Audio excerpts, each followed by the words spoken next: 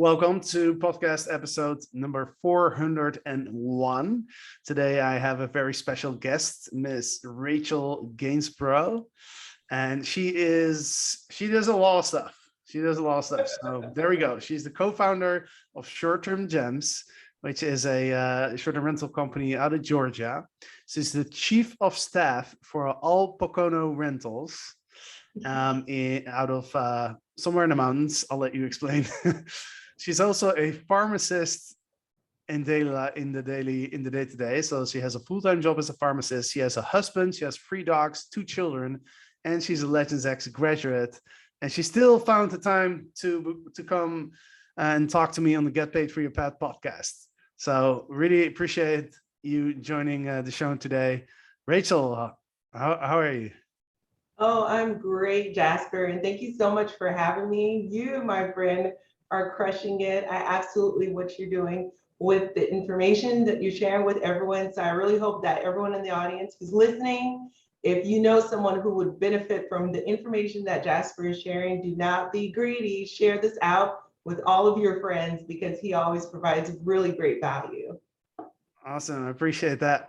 So how do you find the time to do all these things that you're doing?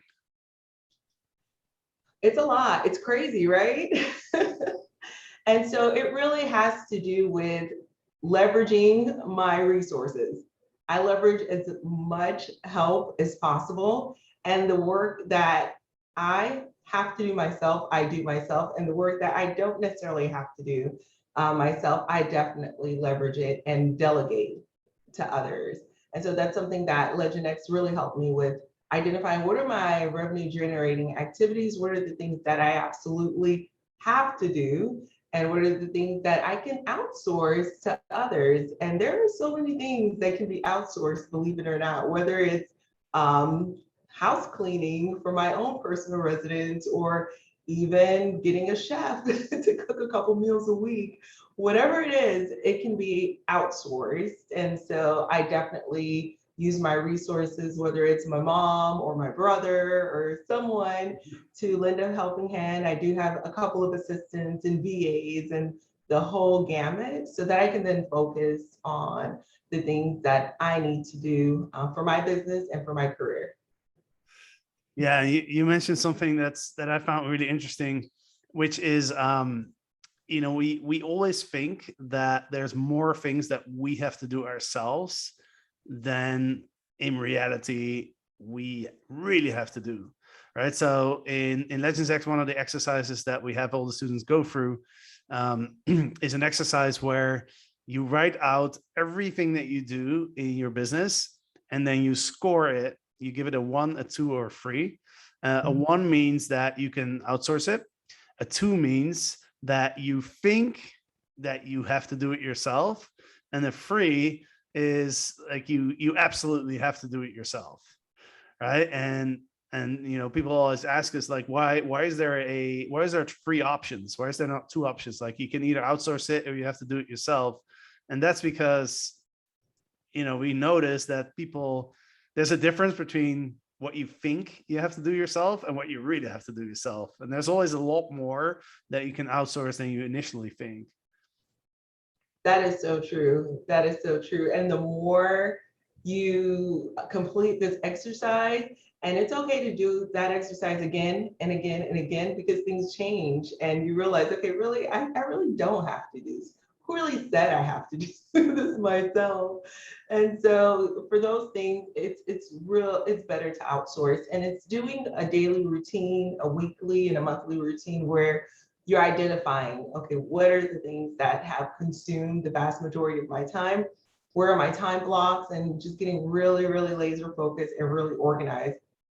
It's not perfect. I got to tell you, it's still a work in progress. I think it's something I'm going to be work in progressing for the rest of my life, really, because there are so many things that change. And so you have to readjust all the time, but then you have to take a step back and reevaluate again on how to manage it all, and part of it is managing it, not always doing it, but managing it. So yeah, right. You're absolutely right.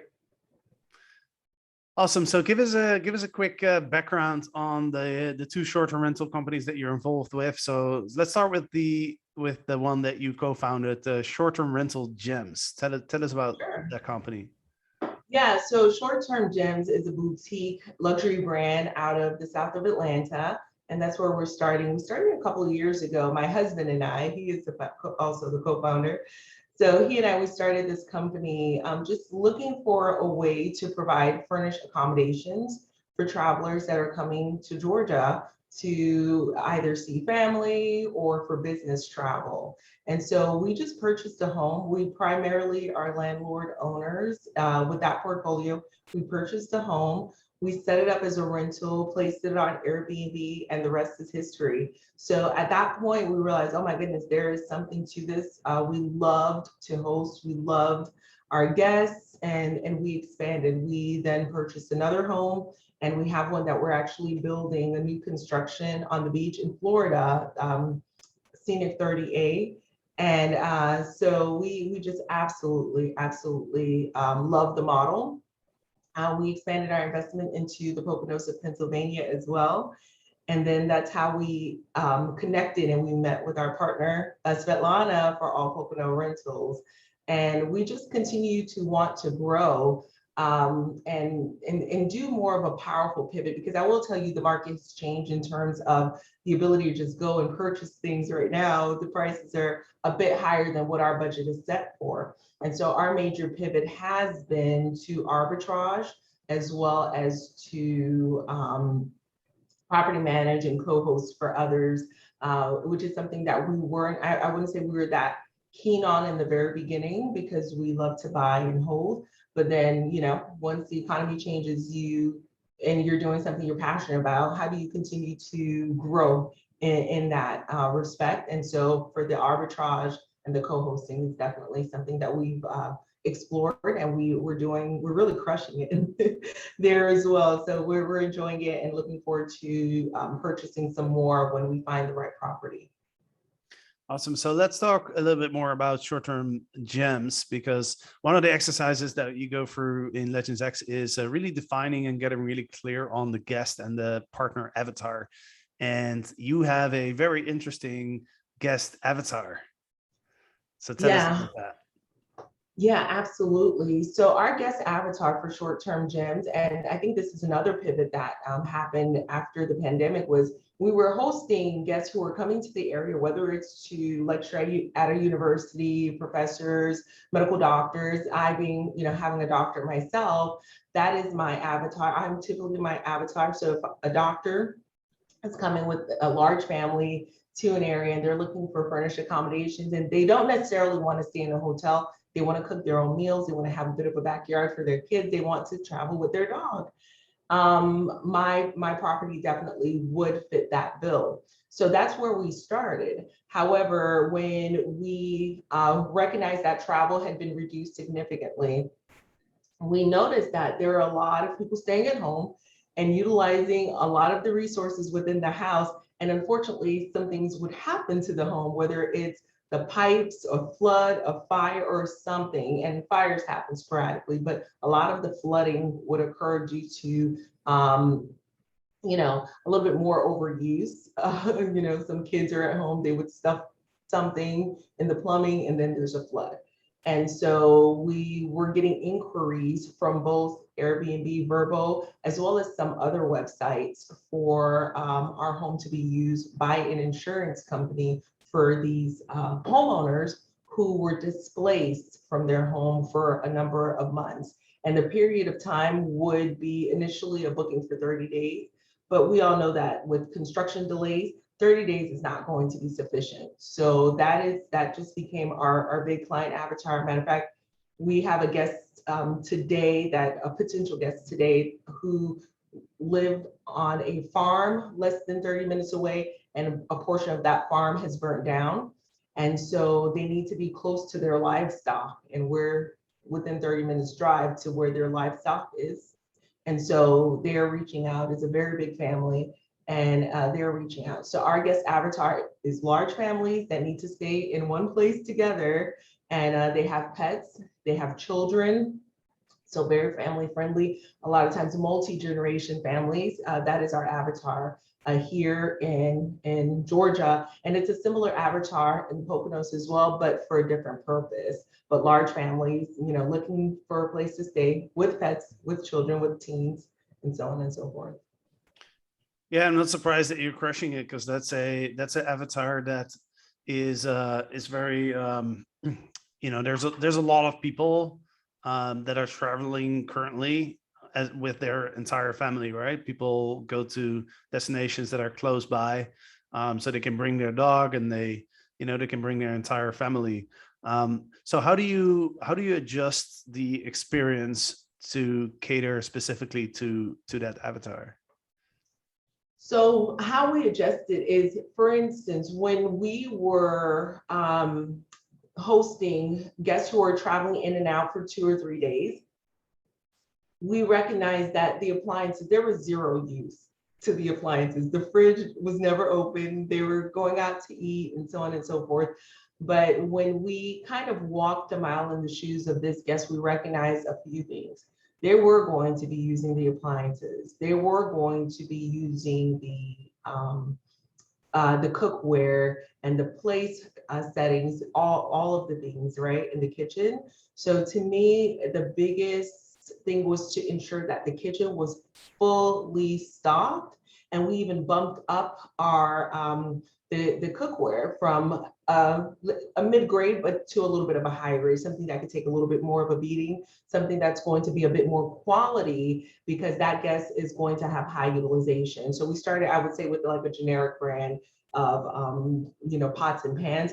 Now we have a little bit more of a robust brand of pots and pans, higher quality, that can take the overutilization for sure. So to me, the biggest thing was the kitchen, because I know they were going to be cooking, they were going to be, in and out of that refrigerator. And so making sure that all of the appliances in the kitchen were top notch. I would say that's the biggest thing.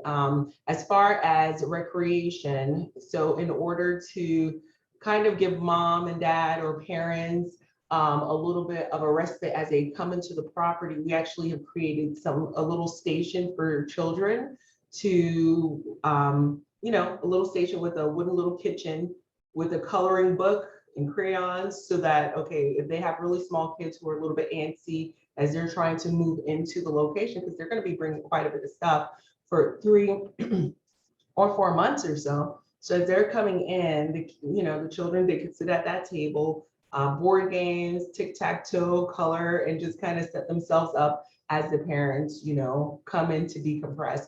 It really is a different type of guest.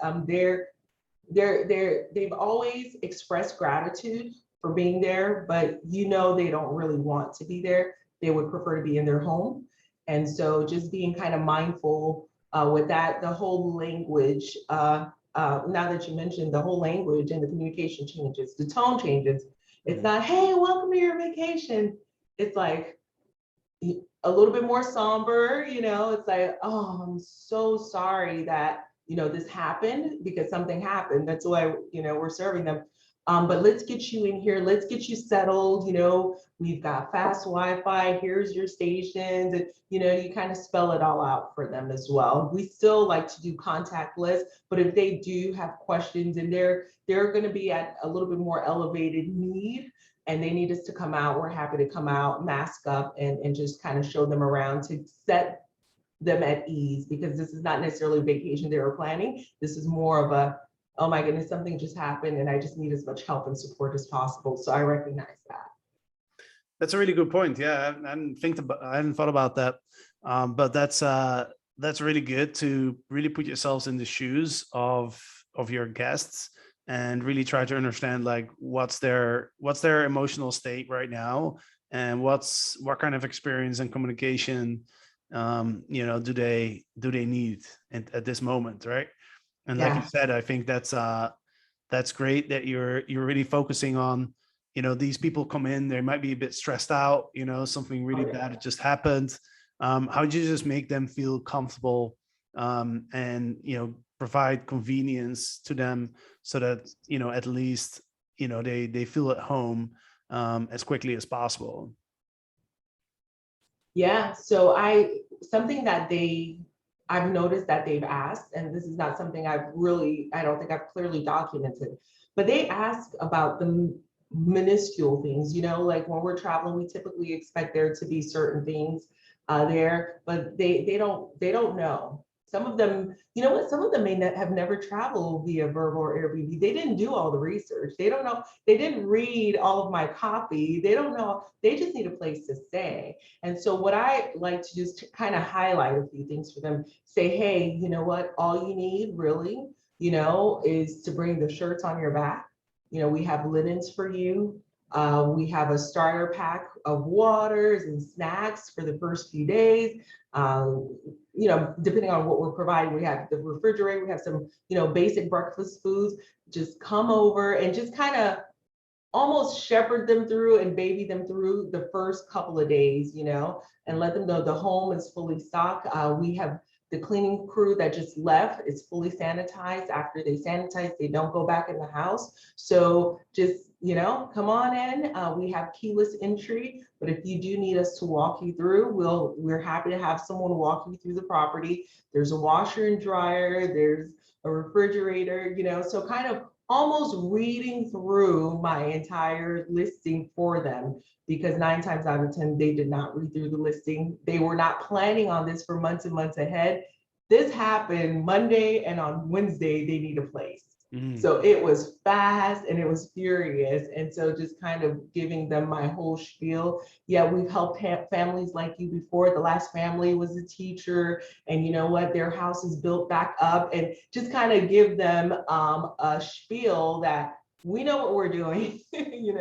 We've seen this before. It's happened, and even if they ask for recommendations, we know 3 or 4 contractors in the area that can, help them with the renovation process if they're interested. Not that we get a cutback or anything, but just to let them know that there are resources out there. They can ask us, and even if we don't know, we can find someone who knows the answers to their questions. Yeah, because that's a good point too, that these people don't actually book themselves on Airbnb, right? It's the insurance company that books the place, and they just send the address over. It's 50-50. It depends on who the adjuster is. It depends on who the insurance is. It's 50-50. Some of them, they select the home and then they book themselves, and then the insurance will come into the conversation almost like a relocation specialist. And you'll be conversing with the insurance within the portal, and then you'll see the guests appear. Some of them, they do it that way. Others, the insurance will book the property, and then send them the property. And then it's sometimes in between, it's back and forth and back and forth. And so there's been, it's not very standardized for sure. And even within the same insurance company, there's variation depending on who's working on the case. And I guess they may be a little bit understaffed, and then the volume is high. So sometimes they just have the guests do all the communications. But from an operator perspective, I prefer to deal with the insurance on the front end. And then the guests, once booked, I prefer to deal with the guests, but I prefer to deal with the insurance on the front end. Right. And so when you're dealing with the insurance company on the front end, what are some tips for people who might want to, start catering to that avatar?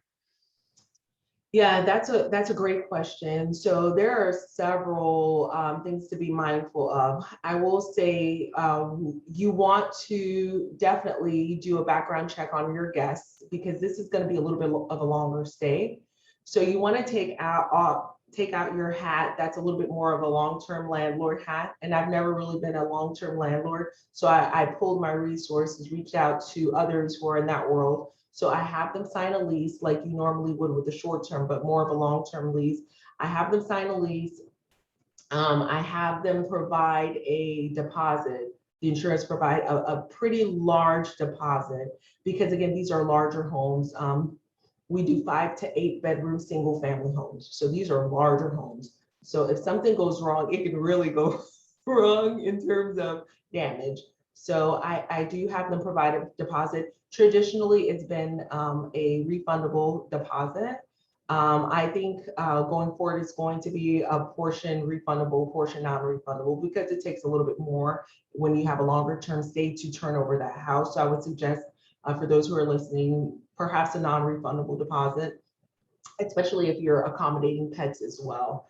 Some other tips are in terms of the insurances, the homeowner, depending on the value of their home, that's how much they can have allocated for their short-term rental stay.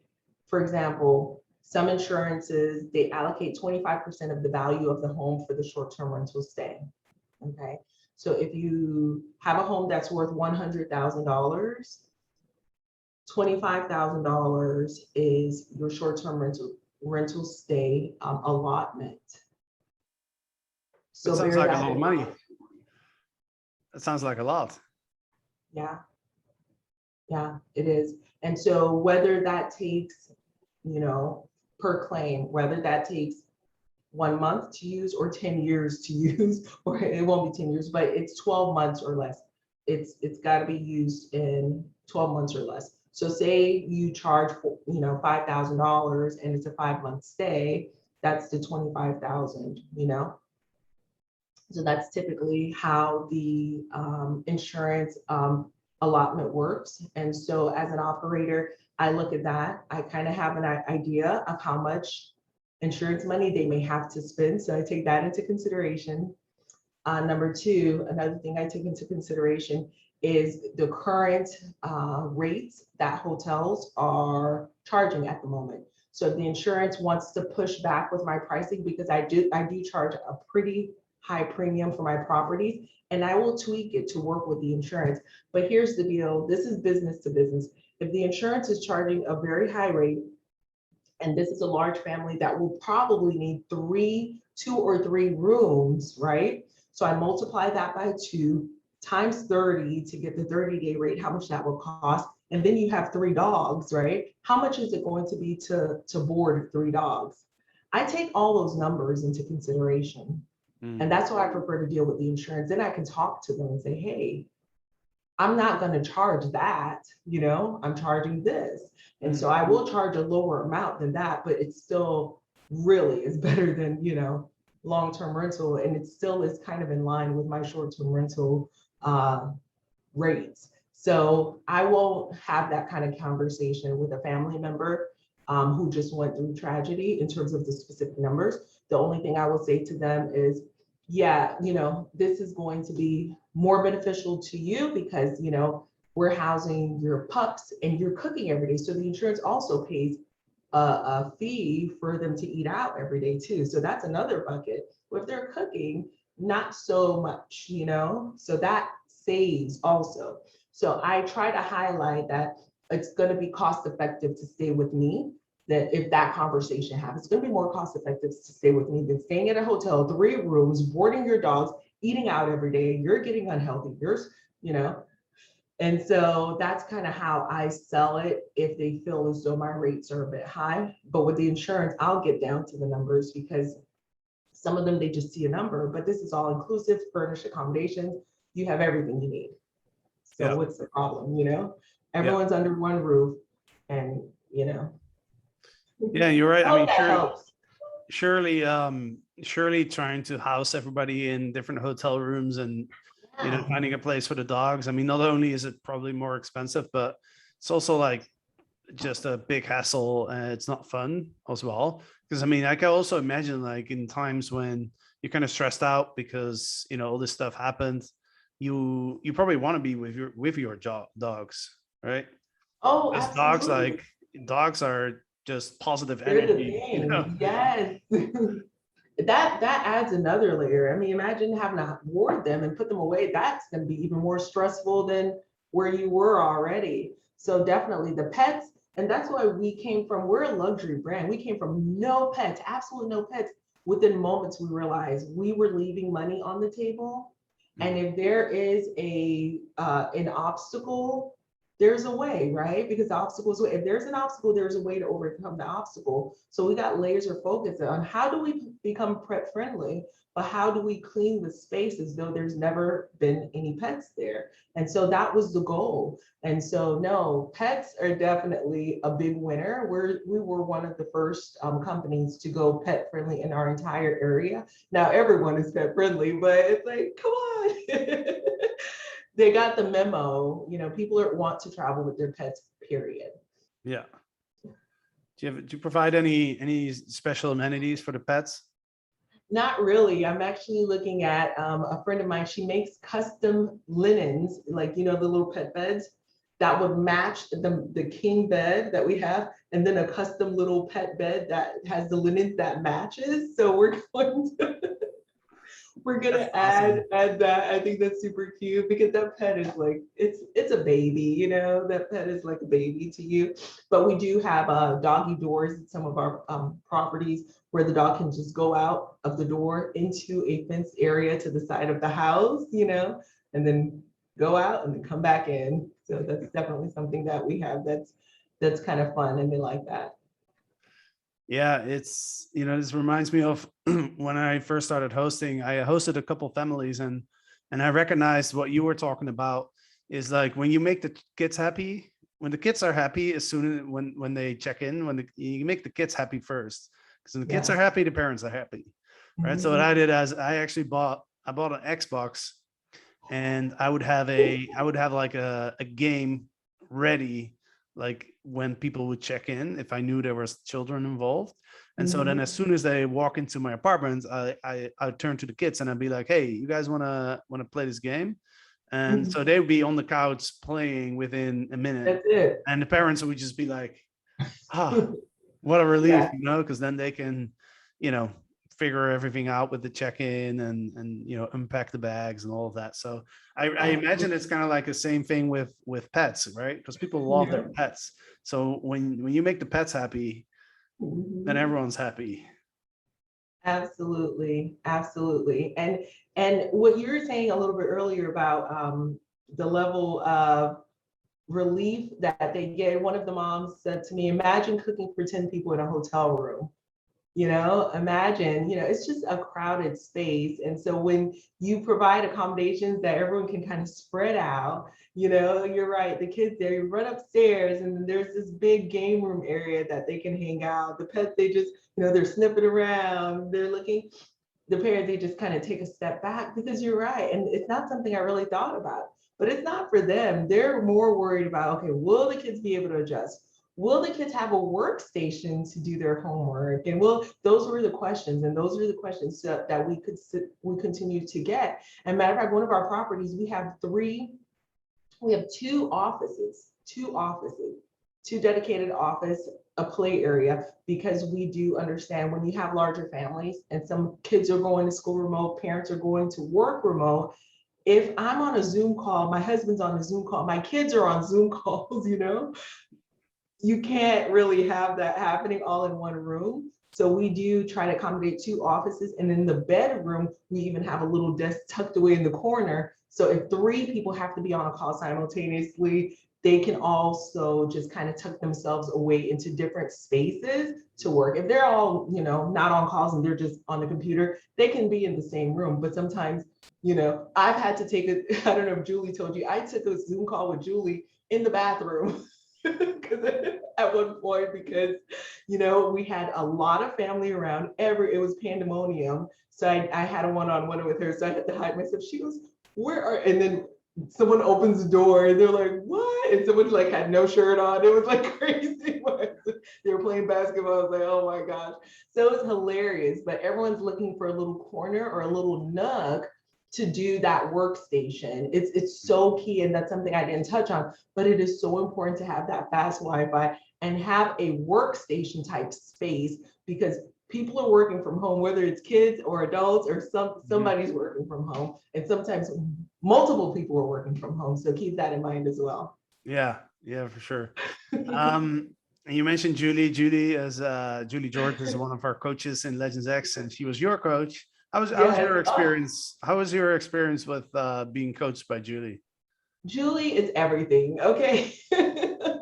I love her. Her energy is just amazing. And she is so real, because honestly, when I saw her on, the best-selling book, the book cover and everything, I'm thinking Julie's not going to be very approachable. She's this million-dollar host. She is so down to earth. She is so funny. She is so approachable. And I'm really humbled and grateful to say that she's my friend. I consider her a friend. She's the best. Yeah, she's amazing. She always cracks me up as well for jokes. But she's Yeah, she's a awesome. powerful woman, and Yeah, we were super honored to have her on our team. yeah. When I didn't see, I think there was a meeting I didn't see. I was like, "Where's Julie?" I'm always looking for her. She's like somewhere gallivanting across she's globe trotting beaches and everything, and it's so deserved. She's really taking some time off, and I think it's an inspiration. She works hard and she plays hard too, so Yeah. that's inspiring. Well, you'll be able to hang out with her tomorrow on the alumni call, the Legends Yes, X alumni call. So I can't you'll be wait. Can't there. wait. Yes. Awesome. So you were getting to the end of the podcast, and before we'll dive into contact details, and for people that want to maybe reach out to you, or people that want to stay in Atlanta with you, people looking for a home in the Yeah. Poconos Mountains. Is it the Yeah, Poconos Poconos Mountains? Mountains, and that's in Pennsylvania, Northeast area near New York. Right, I know right you on, were right on. wondering. Yeah. I'm pretty Pennsylvania, familiar yeah. with the US, but there's still some places I haven't been to. So, but yeah, tell us just quickly what was the biggest number one lesson that you learned throughout the Legend X program? It's a lesson that I think that I knew, but I didn't know to the extent of which this was important. Your network is really your net worth. You know, Mm. the partnerships that we made, with other members, the accountability. I know that I could just reach out to any of the Legend X members in my pod and even outside of my pod and say, hey, you had mentioned, this lender, for instance, because, we're always looking for acquisitions. Can you tell me a little bit more? And I would get a warm introduction to their resources. Someone is using tech. Well, what do you think about this versus that? And then I would get a one-on-one call on a Friday, a Zoom call, and then we can share screens and they're walking me through, how they were able to navigate something. Or, hey, I'm having this issue with my cleaning team, and I would get on a call, so within the pod. But what was most crucial to me outside of the pod, outside of that, we made connections also, like real life connections, not just in an environment where you're necessarily, you're there in front of a group, but one-on-one contacts. And I got to tell you, I feel like I could reach out to each and every one of them, and say, hey, can you help me with this? Hey, I have a question about this. And then to be able to turn around, if they ask me for something too, I'm going to drop everything and make sure I can provide them the value, because I know that's how the relationship goes. So the relationships, Jasper, above all Mm. else. I mean, your systems are rock star, the resources are rock star, all of that stuff, but the relationships with these guys and with these gals, because they're operating as at a level, at a whole other level. And when we are too, compared to a lot of our colleagues in the industry, but it really elevates you, Mm. when you're able to network, have that accountability with them. We look forward to breaking bread in person, at some point when we're able to, because, oh my gosh, these are some of the top people. And so to me, it's that network, it's that relationship that we have kind of in the 90 days, we've become so close, and we will continue to grow that way as we, navigate through the post sessions and the alumni. And so I just love it. I love the group. Just a lot of positive energy, a lot of transparency. And so I think it's the networks and the relationships are key. I love that your network is your net worth. That's Yeah. a great way of summarizing it. Awesome. Do you agree? I 100%. No, 100%. Another expression is it's not about what you know, it's about who you know. Yeah. Right. Same. So Same. Yes. 100%. Awesome. Yes. So for the people that are listening, and maybe some people want to stay in Atlanta, they want to stay in the Poconos Mountains. How can they find your short-term rental brands? Yeah, absolutely. If you go to a couple of websites, I actually have a list that I wanted to share with your group. It's shorttermgems.com/best2021, shorttermgems.com/best2021. And what that is, Jasper, is a list. A lot of people ask me, where do you invest? Where are the best places to invest? Well, it took a lot of resources financially and time over the last few months. I put together a list with a big company for the top 75 places in the US to invest. So if you go to that website, grab your list so you can start to see where to invest. A lot of my doctor friends, they always ask. So I finally said, you know what? I'm going to send this out to everyone so they at least know where to start investing. And also, All Pocono Rentals, you'll see all of the properties listed, as well as my Georgia properties, the Pocono properties. If you go to allpoconorentals.com, definitely jump on there, take a look at the properties, reach out to me, reach out to the owner, Svetlana Keith.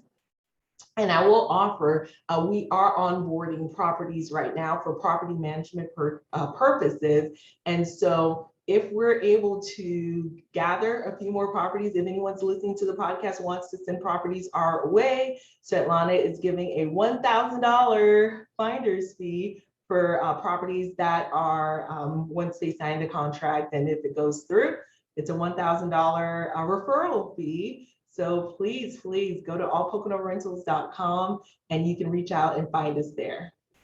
Awesome. And we'll put all these links in the show notes that you can find at getpaidforyourpet.com. Awesome, Rachel. I would love to talk more. We've already been talking quite a bit.